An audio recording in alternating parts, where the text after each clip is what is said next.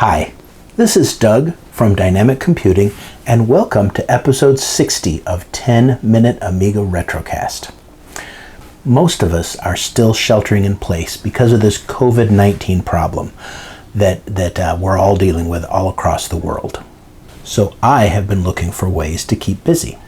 Now, my good friend AmigaBill, this one right here, posted something the other day on Facebook and Twitter. It was a picture that he took in his own little area of the woods that he lives near of some beautiful flowers, and he posted one in HAM 6 and one in a high-resolution 16 color, and it just got me thinking, even though we're all quarantined to our homes and our yards, we can still find beautiful things, and we can take those beautiful things and import them into our Amigas.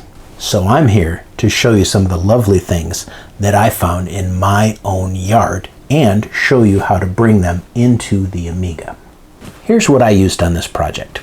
I've got a nice Canon DSLR camera. It's about 10 years old. It's a 10 megapixel camera, but it still does a pretty darn good job. And I shot with a Tamron 17 to 50 millimeter lens, which is a pretty nice little lens. F-stop is 2.8. Now, in retrospect, I could have reduced the resolution of the camera a little bit to make it easier for the Amiga to import the images, but I overcame that without any problems at all. Now, on my PC, I took these 10 megapixel images and downsized them from 3,888 pixels by 2566 pixels down to a more manageable 1280 by 835 pixels, something that the Amiga 1000 could handle without a problem. The Amiga that I chose to do this project on is my beautiful Amiga 1000 that I got at AmiWest last year. Now, this little beauty, in addition to its 512 kilobytes of chip RAM, it has my classic 520 accelerator on it, which gives it a 68020 chip and 8 megabytes of RAM, a CF card for booting, and an SD card that I can hot swap for interchanging data with my other devices. Memory is really the critical thing here. The more memory you have, the higher resolution images you can import. What the programs generally have to do is they have to pretty much decompress the JPEG images into a more raw format and then bring them into IFF. So if you're trying to do this on a 1 megabyte, 2 megabyte, or even a 4 megabyte Amiga, you're going to have to go with some really small JPEG sizes. But on my 8 meg Amiga, the 1280 by 835 resolution is fine. That works out to about 1 megapixel, maybe 1.1 megapixels. Now, I first started this project on my Amiga 4000. It has 140 megabytes of RAM and a 68060 processor, and it just ate those 10 megapixel images for lunch. It could process them all day long without any issues. But I thought it'd be fun to do it on something a little smaller. Since I wanted to go HAM 6 anyways, I chose my Amiga 1000. Now, there are several ways to get these JPEG images over into your Amiga. Now, in my case, or if you own something like an ACA 500 Plus, it has an auxiliary card port. In my case, you can just take like an SD card here, pop it out of the classic 520, pop it in your PC, transfer them over, Bob's your uncle, or whatever it is you guys say over in the UK. With the ACA 500 Plus, it's a CF card. Now, almost all of us have some kind of CF card hard drive solution. So worst case scenario, you can pop that CF card out of your Amiga, bring it over to your PC, pop it into your PC, assuming you have a CF card reader, attach it as a hard drive on WinUAE. So you just go in and you tell it, this CF card is a hard drive. When you boot WinUAE, you're going to see your Amiga's CF card in there. Copy the JPEG images over to it that way, pop it out, bring it back to your Amiga, there's your JPEG images. This sounds like a good idea for a show. I really need to do my show on data transfer on the Amiga. If you've got an Amiga 1200 or an Amiga 600, easy peasy lemon squeezy. You just take your PCMCIA to CF converter, get a 4 gig CF card, format it for FAT32, put it in the side, and there's of course some software you have to load, but it's all free on AmiNet. I'll link to that in the description. Pop that in your PC, it sees it fine, transfer the images over, put it back in your Amiga, done, easy. For other machines, you can use something like Amiga Explorer with a network card or Amiga Explorer with a serial connection. One way or another, it's not that hard to get images over to an Amiga. Now, once we get these JPEG images over to the Amiga, this is where the fun begins. Now, I use Art Department Professional from Astig. Fantastic software, best image editing software I've ever used on the Amiga. You can also use image effects. You can use photogenics without any problem. You can use the completely free Grim program, and it will do just about everything that I'm showing you here today. If you want, you can even use Personal Paint 7.3 that Pixel Vixen and I reviewed a couple of months back. It will import JPEG images without any problems, but it will only save them as either like 32 color or 64 color extra half bright images on an ECS machine, or 256 color AGA images on an AGA machine, which is fine. You can get some great results out of that too. You can buy version 7.3 or you can get version 7.1 for free, and it'll actually do the job for you too. Now, let's get right into Art Department Professional on the Amiga. Let's bring up Art Department Professional here. You see it runs right from the workbench. And if you look at my memory up here, you can see that it automatically grabs almost all of my fast memory, but it leaves my chip memory alone. This is a cool thing that Art Department does, where it can manipulate all the graphics images right in your fast memory. Now we're going to go ahead and open up the file. We'll use the universal loader and it'll figure out just what we're doing. Let's open up our image of oranges.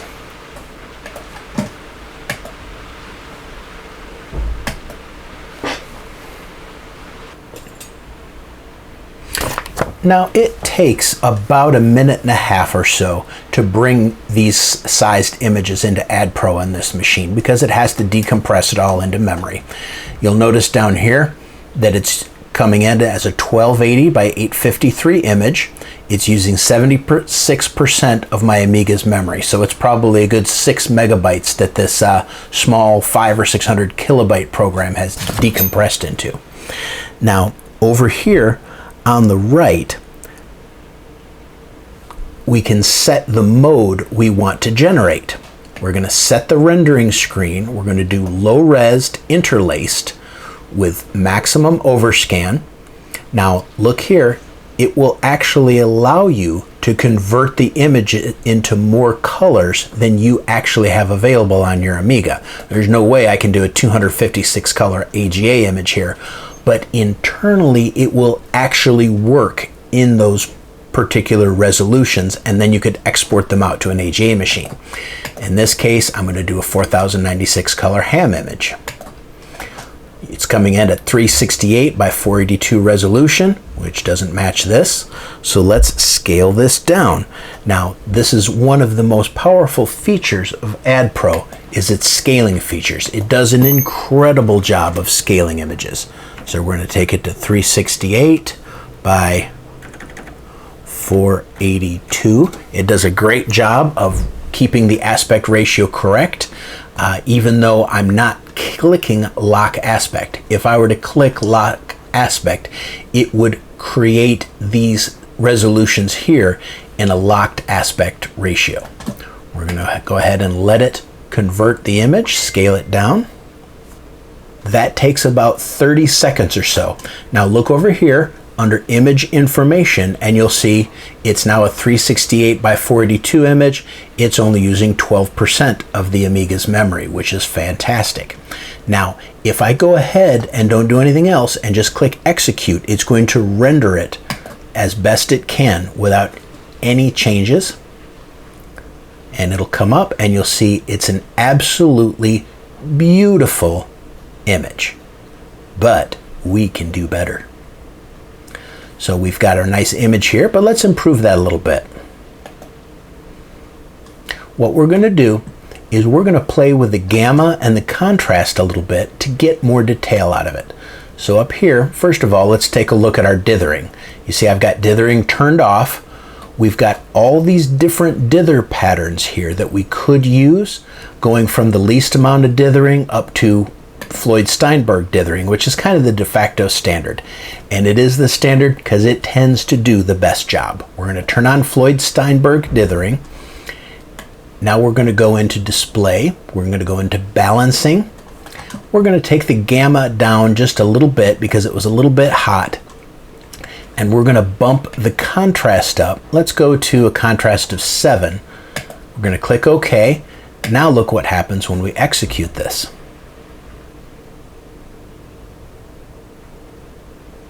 See what happens? It brings out those greens so much more. It dithers the image, so it gives you the illusion of even more than 4096 colors, and it really, really pops out the orange in those oranges. So just by fiddling with the gamma and the contrast a little bit, we've already improved this image dramatically. Now, we have a ton of other things that we could do if we wanted to. You know, change it to a black and white image, change it to a negative image. Ooh, let's see what a negative orange looks like.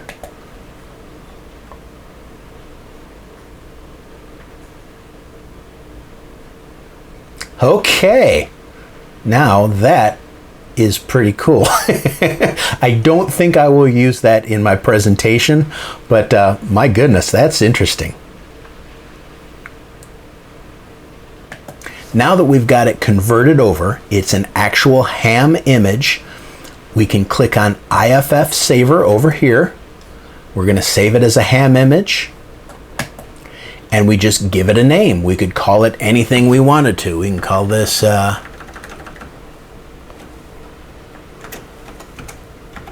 orange negative dot ham. And now we have our ham image that we can do anything we want to in any ham paint program. Now, if you really want to learn more about ham images, I'm going to strongly recommend that you look at Pixel Vixen's ham video that she did a month or so ago. I'm going to put the link in the description and I'll put a little image of it up here. But let's take a look and show that you can just load this image right into any ham paint program. In this case, I'm using Deluxe Paint 5, and we called this one Orange Negative Ham. I'm going to change the resolution there. And it brings it right up in Deluxe Paint. So you can see these are just normal ham images that I'm able to use on here. Now I've already converted all of the pictures of my yard over into ham 6, so you don't have to watch me convert all the images over. But let's take a look at some other things that we can do in AdPro. Let's load up a rose that just bloomed yesterday in my front yard. Now, so we've brought the rose picture in, 1280 by 852.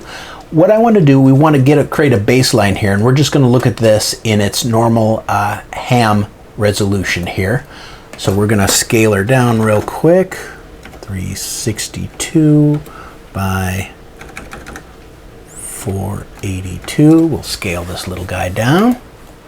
And I already know that we're going to have to do a little balancing on it. So let's take the gamma down a few little nuggets there. Let's bring the contrast up to 5 and see what this looks like as a ham 6 image.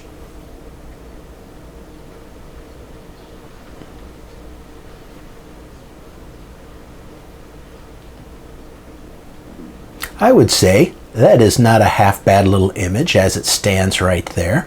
That is really beautiful. It's picking up lots of details in the rose itself. It's picking up details in the rose buds. But what we want to do is we want to have some fun with this, and we want to see what this would look like as a high resolution 724 by 482 pixel in 16 colors. Now, because it's already rendered itself as 362 by 482, we're just going to reload the original image to make things easy. First, we're going to change our render screen here to color mapped 16 color image, 736 by 482. Now this will be a good opportunity to show you this locked aspect. So we're at 736. I clicked on lock aspect, 736, tab, and it automatically changes the height there. So let's go a little lower there, 732. So now we have this in a 736 by 482 resolution. We are going to adjust our gamma a little bit because we know it's going to need it. Take it down, bring up the contrast. We're going to go to contrast of 8. And we're going to take a look at this with it dithered, Floyd Steinberg dithering. And we're going to see what a 16 color image of this rose is going to appear as.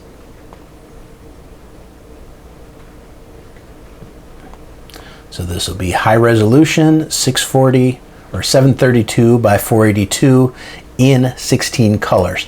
And look how it still does a fantastic job of dithering the leaves and bringing out some really, really gorgeous detail in that rose. I mean, seriously, just look at that. That's beautiful. Now, let's have a little fun and let's turn dithering off because it has a really cool effect with this particular picture. Dithering off. Look at this.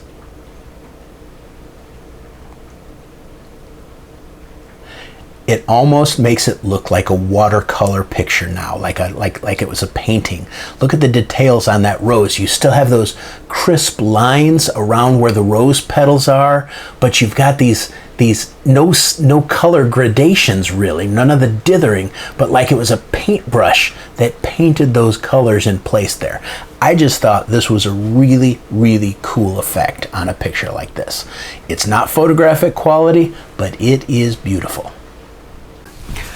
Now I've already created an Amigavision presentation for the pictures that I imported today, but let me show you a little bit how I did it.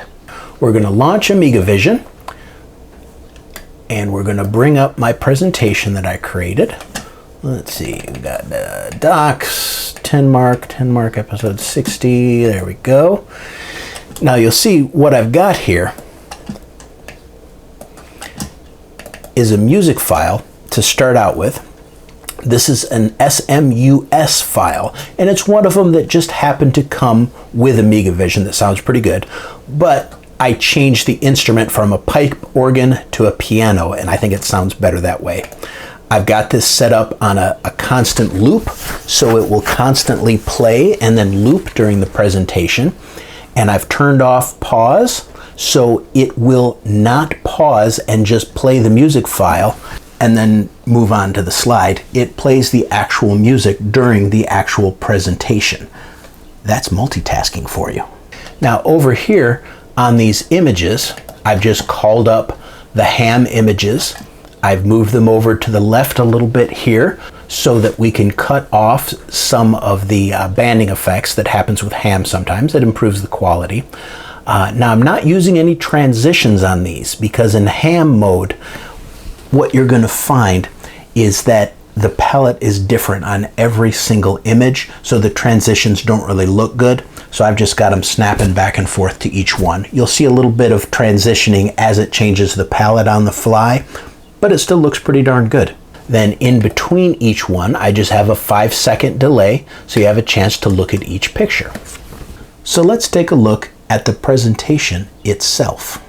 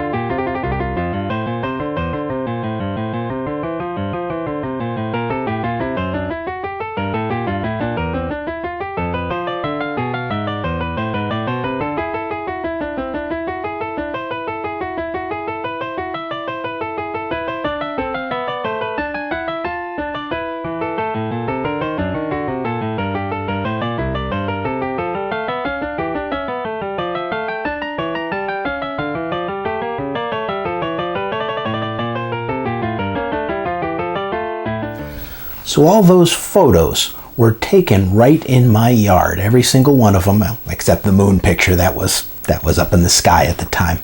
Now, one of my chickens did not show up for the photo shoot. I'm a little disappointed, but I think Marianne was laying an egg at the time. She's my dark brunette colored chicken. It truly amazed me how many beautiful things I could find just in my yard, and it's not that big a yard, just by looking around and using some close-up photography, and I think they rendered really, really well on the Amiga. I would encourage all of you to do the same. Go out in your yard, don't get too close to any people, but go out in your yard, find something beautiful, find something creative. It gives you something to do, and then sit down and bring it into your Amiga and send it to me. Either email it to me, I'll put my email address in the description, send it to me on Twitter, send it to me on Facebook, post it in one of the Facebook groups, and mention my video, of course. Let's see what we can find, what beautiful things we can find in our own quarantine space, and share them with the world in Amiga format, of course. Now, I'll be putting both of the original JPEGs and the HAM images of all of my images up in a shared Dropbox folder. I'll create that and I'll put the link in the description. So if you want to play around with any of my images or take a closer look at them, please use them to your heart's content. But just remember, credit me. If you share them someplace, just tell them it's from my show. I'd appreciate it. I want to thank my absolutely wonderful patrons on Patreon.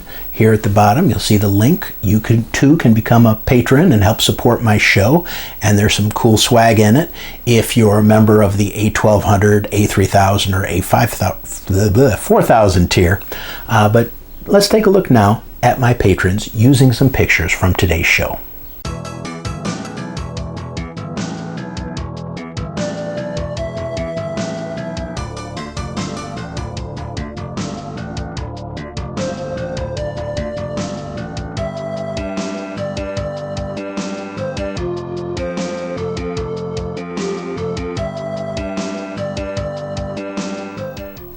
And big thanks to my latest patrons. Let's see, Dan Sanderson, Bob Randale, Matthew, and Dave Test. You guys are all awesome. Please remember to like and subscribe this video. Please share it with your friends. I'd love to make this channel grow even more. Follow me on Twitter at 10mark1. That's the easiest place to get a hold of me. But for now, I'm going to go outside and smell my roses and play with my chickens and my dog Cookie. Until next time, this is Doug from 10-Minute Amiga Retrocast, signing out. Hi, Cookie.